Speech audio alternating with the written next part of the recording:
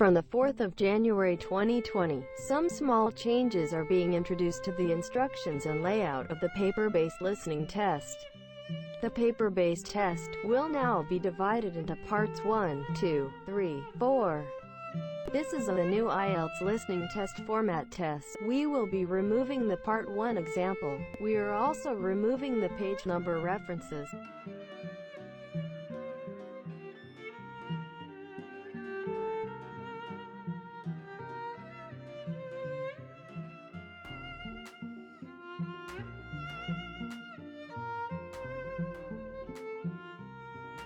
Part 1. You will hear a woman booking a room for a party at a community centre.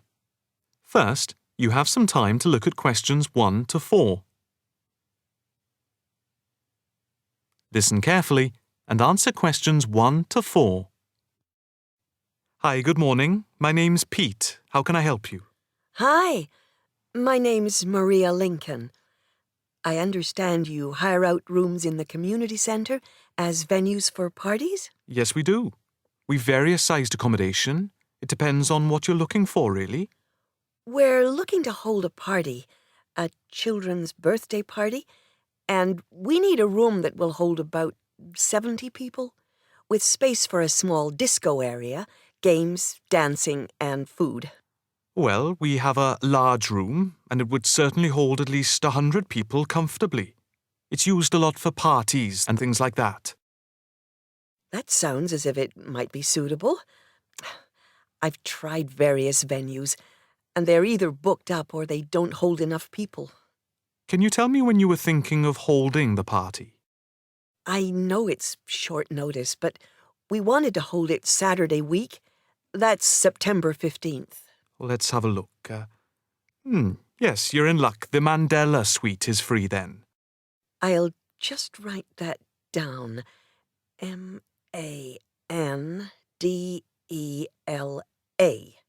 And the time. When were you thinking of holding it? In the afternoon, from 3:30 p.m. to 9 p.m. Yes, okay. There's no smoking on the premises, and we're only licensed to have soft drinks. That's okay. I think I'm happy to go ahead.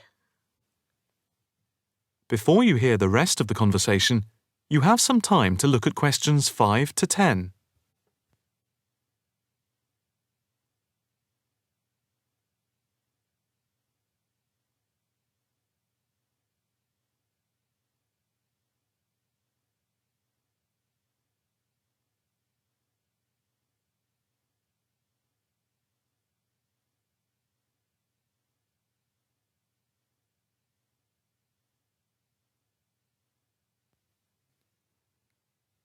Now listen and answer questions 5 to 10. Can you just give your postcode? Yes, it's PA5 7GJ. Fine. And the flat and street number? It's flat number 40, and the street number is 35.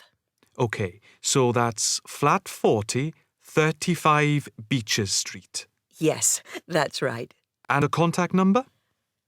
My landline is 223279 with the code. But I'll give you my mobile number, which is 07897 293381. Okay, 293381. Can you tell me how much it will cost? It's quite reasonable, actually. It's £115 for the hire of the room, with tables and chairs. But if you want to hire disco equipment, we've got a basic system with speakers and other equipment for £25. But there is no technician around in case anything goes wrong. And of course, it's optional. That would save us carting something from home, but maybe we should bring a spare sound system just in case. We've never had any problem with the system, but you might not want to take any chances. What about catering? Well, we had thought of getting everyone bringing something. We have someone who can do catering for £9 a head, including the cake if required. That's handy, but It's a lot, as we have a fairly tight budget. So, you want to go ahead with the booking? Yes, certainly. Okay. I need to take a deposit of £30, which is refundable. The balance needs to be paid 2 days before the event at the latest. Fine. You can cancel up to 2 days before, but after that you lose the deposit. We don't intend to cancel, but is there any insurance we can take out? Yes, there's a form here somewhere. How much? It's, let me see. It's only £9 for the 24-hour period, and that covers you for cancellation, damage, and injury. Well, at least we'd better have a look at it. How would you like to pay the deposit? Cash. I'll just give you a receipt. There you are. 10, 20, 30. £30. Maria Lincoln. Thank you very much. I'm really glad I found somewhere. We have been trying to book a place for the past 2 weeks, so thank you again, and bye for now. That is the end of part 1. You now have half a minute to check your answers.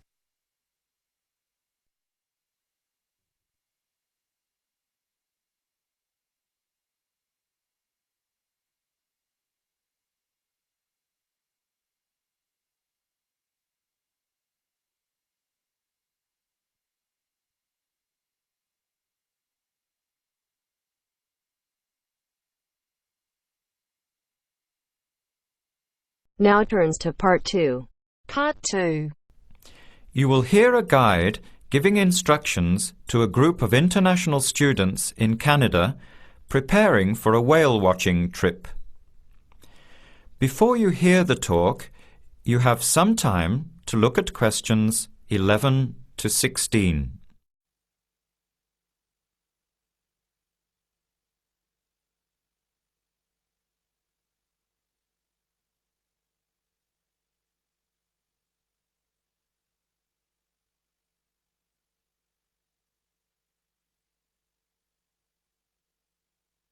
Now listen carefully to the first part of the talk and answer questions 11 to 16.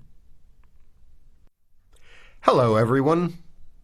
Glad to see so many happy faces on this wild and windy day. Are you all ready to go looking for whales? I'm Tony, and our other guide today is Dale.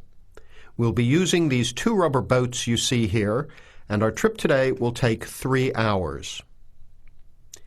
In a few minutes, we'll be heading into part of the largest temperate rainforest of the Pacific Northwest. I'll show you our route on the map here. This is where we are now. We'll be leaving the sheltered bay and heading out across the mouth of the bay toward the open water. As you know, last night there were strong winds in the area, so we can't go out into the ocean as we had planned. Near the mouth, the water will be quite rough. That's where we are most likely to spot orcas, or killer whales as they are also called. After crossing the mouth of the bay, we'll enter the calmer, shallower waters. This is where you look for gray whales. Then we will continue up this narrow inlet close to the shore. You will have a great view of giant fir and cedar trees that have never been logged. Here is the place to watch for wildlife. You are likely to see bears along the shore and eagles in the sky overhead. Right at the back of the inlet here are the hot springs where we will be stopping for an hour. You can have a soothing soak in bubbling hot water before the return trip. I'll tell you a little bit about the whales now, because with the noise of the wind and the engine, you won't be able to hear much out there. As we head out in the boat, we will probably see dolphins first. They are a gray color and quite small, 1 to 2 meters long. They will swim right beside the boat, racing along and sometimes jumping out of the water just ahead of us. They swim very fast, and they are playful and curious. They're really fun to watch. The next ones we'll see are orcas, or killer whales, which are actually members of the dolphin family. They are 7 to 8 meters long, very fast, and they have sharp teeth. Some stay in these waters all year round. We identify them by the distinctive black and white color. They feed mainly on salmon in these waters, but the orca diet can include seabirds, seals, dolphins, and other mammals. They can be fierce hunters, and this is why they are called killer whales. We should start watching for them as soon as we get out toward open water. We're likely to spot the orcas from a considerable distance. Watch for the black and white marking and mist spouting from the blowholes on top of their heads. Just outside the inlet is where we will probably see gray whales. The grays are migratory. They pass through here twice a year, moving from far in the north where they feed to the warm southern waters where they breed. You are very lucky today because several have been reported in the area. Unlike the orcas, grays are solitary, except when you see a mother with a calf. The gray whales are much longer and heavier than the orcas, 14 meters long and weighing up to 30 tons. The gray whales are filter feeders, gathering tiny ghost shrimp from the sand at the bottom. We recognize grays from their tail fins because each one is different. Once we find the whales, we'll come up as close as we can safely. We are allowed to approach the whales no closer than 50 meters, but that feels pretty close when you are in the presence of animals this big. You'll see mist coming out of the blowholes when they breathe out, and you'll hear a loud hiss. If we are downwind, we might even be able to smell them, a strong, fishy smell.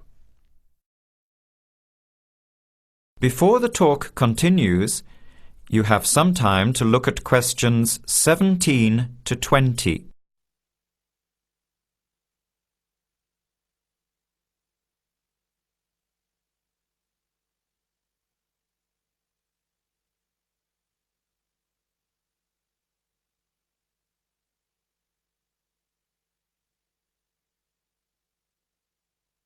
Now, as the talk continues, answer questions 17 to 20.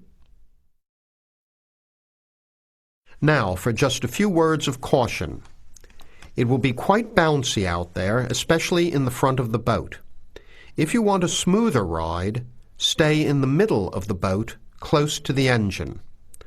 Hold on to the ropes and keep an eye on any big waves. Be alert so you don't get thrown out of the boat. In case of an emergency, you are all wearing survival suits. They'll keep you warm and dry in or out of the water. They are bright orange for visibility. The water temperature is around 8 degrees. Without these suits, you would only last a few minutes in this cold water. With these suits, your survival time is increased dramatically. They will keep you upright in the water even if you can't swim. But we don't expect anybody to end up in the water, so don't worry. Now, are there any questions? I'm afraid of getting seasick. Right. I was just coming to that. If you think you might get seasick, take one of these patches and put it on your arm at the wrist, like this. It works on pressure points of the body and will relieve seasickness without the drowsiness you can get from pills. Are there any other questions? All right then, let's start loading up the boats. We leave in 5 minutes. That is the end of part 2. You now have half a minute to check your answers.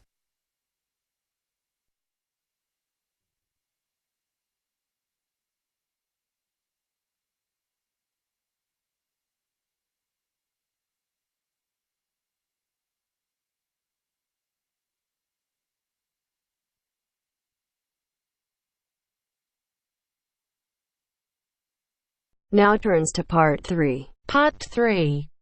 You will hear a student union officer's speech.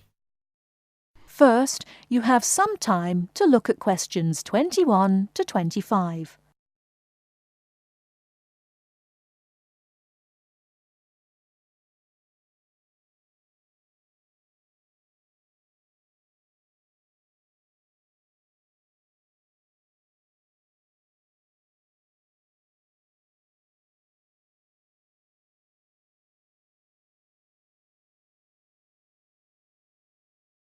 Now listen carefully and answer questions 21 to 25. Hi there.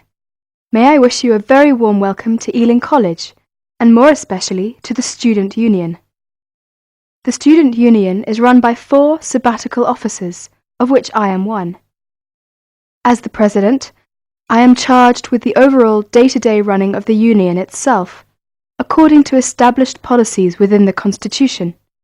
We also have a brilliant staff team who'll help us, and you'll meet them when you have 5 minutes to drop in and see us.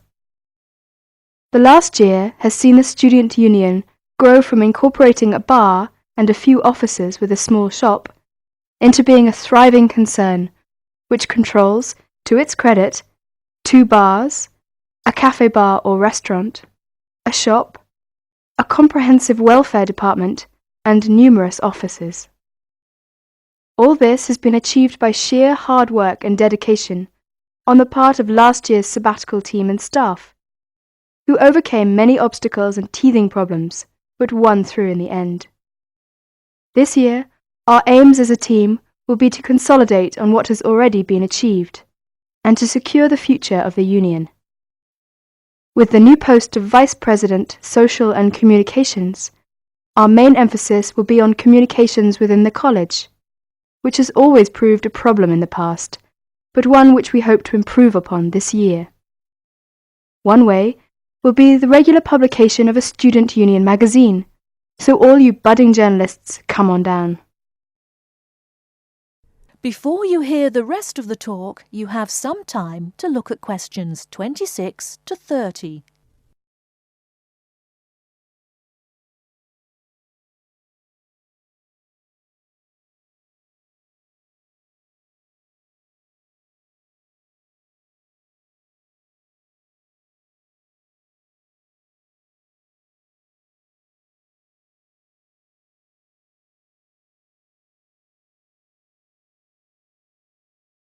Now listen and answer questions 26 to 30.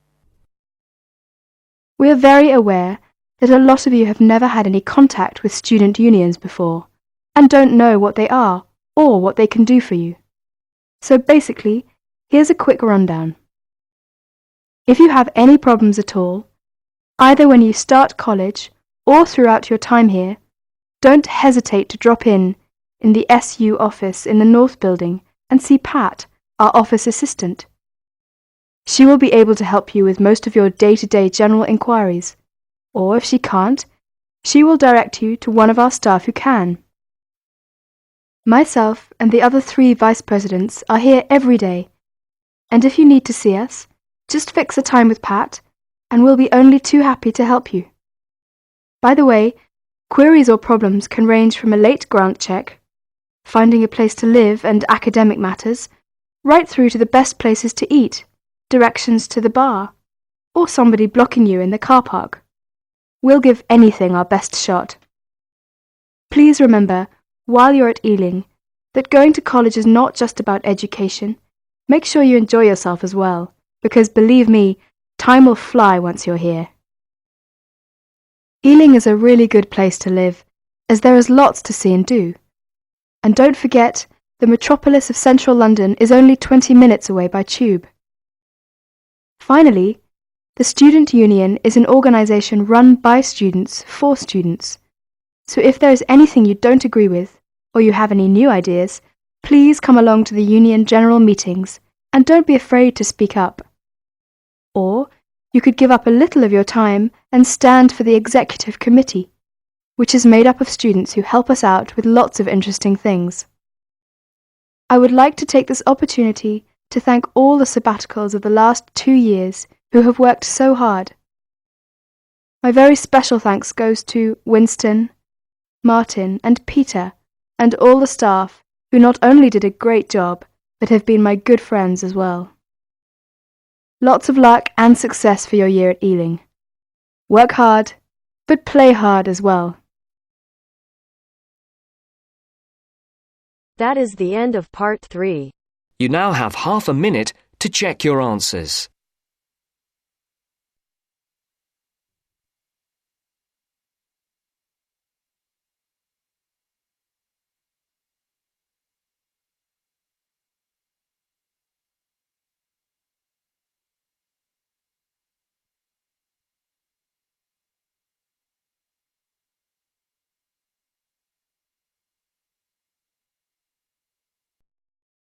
Now turns to part 4. Part 4. You will hear an extract from a talk about preventative medicine, specifically how students can look after their own health. Listen to what the speaker says and answer questions 32 to 40. First, you have some time to look at the questions.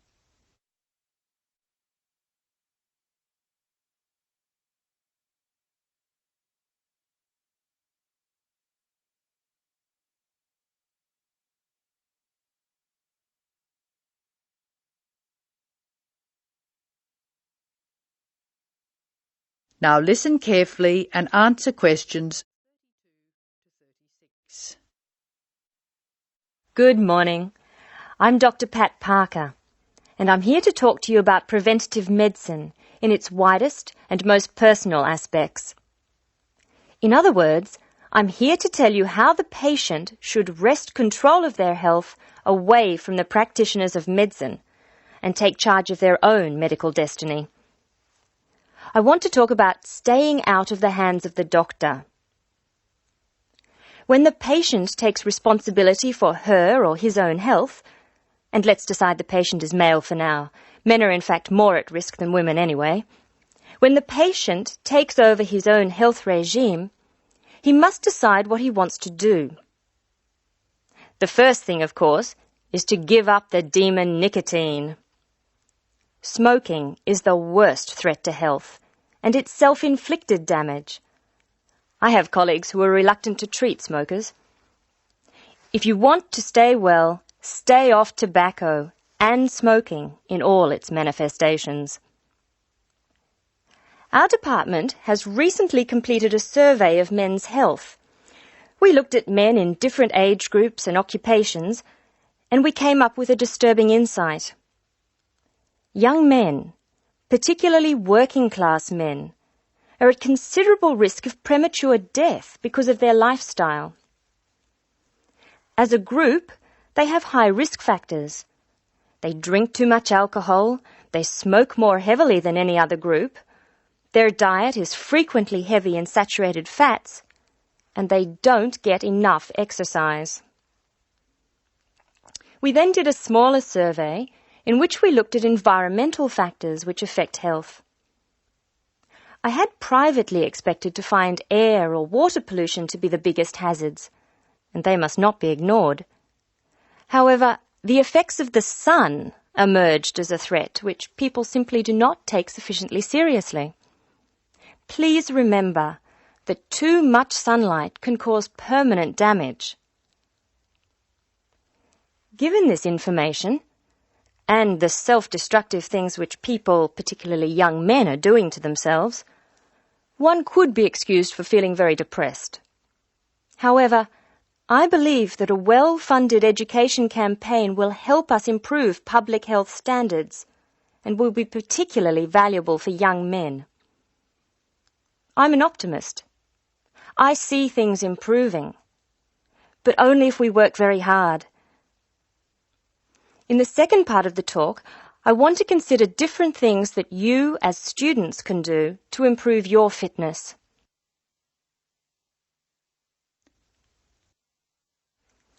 So now I'd like to issue a qualification to everything I say. People will still get sick, and they will still need doctors. This advice is just to reduce the incidence of sickness. It would be great if disease were preventable, but it's not. However, we have power. In the late 80s, the Surgeon General of the United States said that 53% of our illnesses could be avoided by healthy lifestyle choices. I now want to discuss these choices with you. You should try to make keeping fit fun. It's very hard to go out and do exercises by yourself. So it's wise to find a sport that you like and play it with other people. If you swim, you can consider scuba diving or snorkeling. If you jog, try to find a friend to go with.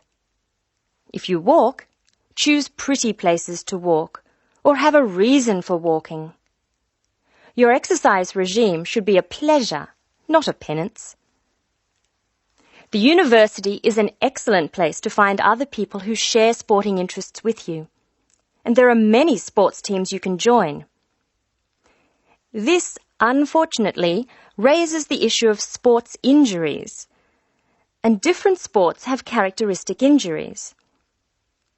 As well as accidental injuries, we find repetitive strain injuries occurring in sports where the same motion is frequently performed, like rowing and squash. The parallel in working life is repetitive strain injury which may be suffered by typists or other people who perform the same action hour after hour, day after day. In this context, therefore, the most important thing to remember before any sport is to warm up adequately. Do stretching exercises and aim at all times to increase your flexibility. Be gentle with yourself and allow time to prepare for the game you have chosen to play. Don't be fooled by the term warm-up, by the way. It's every bit as important to do your warm-up exercises on a hot day as on a cool one. I think one of the most sensible and exciting developments in the reduction of injury is the recognition that all sports can borrow from each other. Many sports programs are now encouraging players to use cross-training techniques. That is, to borrow training techniques from other sports. Boxers have been using cross-training for years, building up stamina by doing road work and weight training while honing their skills and reflexes. Other sports, which require a high level of eye-hand coordination, are following this trend. So, you see table tennis players running and jogging to improve their performance, and footballers doing flexibility exercises, which can help them control the ball better.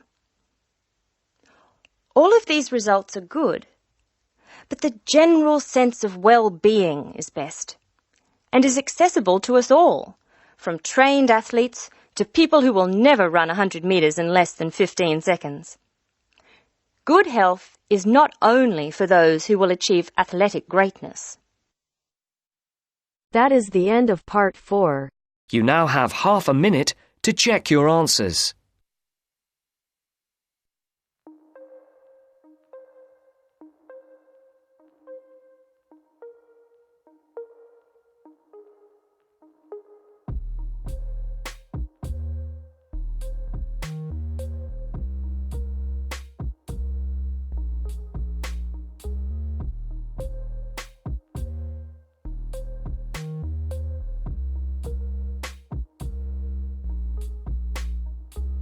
That is the end of the test. You now have 10 minutes to transfer your answers to your Ielts listening answer sheet.